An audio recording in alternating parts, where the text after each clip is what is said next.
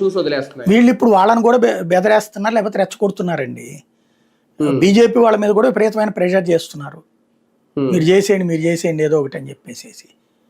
ఎందుకంటే సెంటర్లో BJP depend అయ్యి ఉంది కాబట్టి దాని ద్వారా ఇక్కడ ఏంటంటే జగన్ అనే వాడిని ఒక ధర్మద్రోహి, అతను క్రిస్టియన్ కాబట్టి ఆ పాయింట్ మీద అతన్ని హిందుత్వ ద్రోహిగా చూపించి తద్వారా వీళ్ళు ట్రై చేసింది ఓ ఇద్దరిని అరెస్ట్ చేస్తే వైసీపీకి శాశ్వతంగా దెబ్బతినేస్తారు అనుకున్నారు.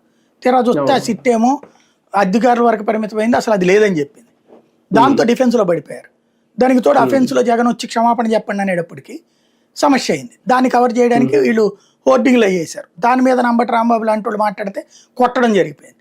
దాంతో జనం అందరూ కూడా, హిందువులందరూ కూడా యాగ్రెసివ్గా హిందుత్వాన్ని కాపాడుతున్నారని అనుకున్నారు వీళ్ళు. కానీ పబ్లిక్లో ఏంది ఇది, ప్రతి గుళ్ళో మనం తిన్న ప్రసాదాలన్నీ ఇట్లా అంటవేంటి వీళ్ళు అనేటువంటి చర్చ జరుగుతుండేటప్పటికి ఇప్పుడు పవన్ కళ్యాణ్ లాంటిది కాస్త జనం నమ్మే మనిషిని తీసుకొచ్చి అతని చేత చెప్పిస్తున్నారు పదే పదే. అతనికి కన్విన్స్ చేసి ఉంటారు. 2.5 గంటల పాటు అంటే క్లాస్ పీక్ ఉంటారు చంద్రబాబు గారు, లేదని ఆయనకి ఎక్స్ప్లెయిన్ చేసేసి ఉంటారు. లేదు ఇదంతా అనేసి ఆయన ఈయన ఏది చెప్తే అది నిజమని పూర్తిగా నమ్మే మనిషి ఆయన. టీచర్ నిజంగా మహాపచారం జరిగింది అనుకుంటే విహెచ్పి లాంటి హిందూ సంఘాలు ఈ పాటికి చాలా క్లియర్ గా విశ్వ పరిషత్ మొన్ననే ఒక రిలీజ్ చేసింది ప్రెస్ నోట్. దీంతో అనవసరపు రాజకీయాలు శిక్షించండి మీరు, మొత్తం ఆలయాల పవిత్రత మీదను లడ్డూలకు సంబంధించినటువంటి ప్రసాదాలకు సంబంధించిన నమ్మకాన్ని చెడగొట్టదని చెప్పేసింది విశ్వ పరిషత్.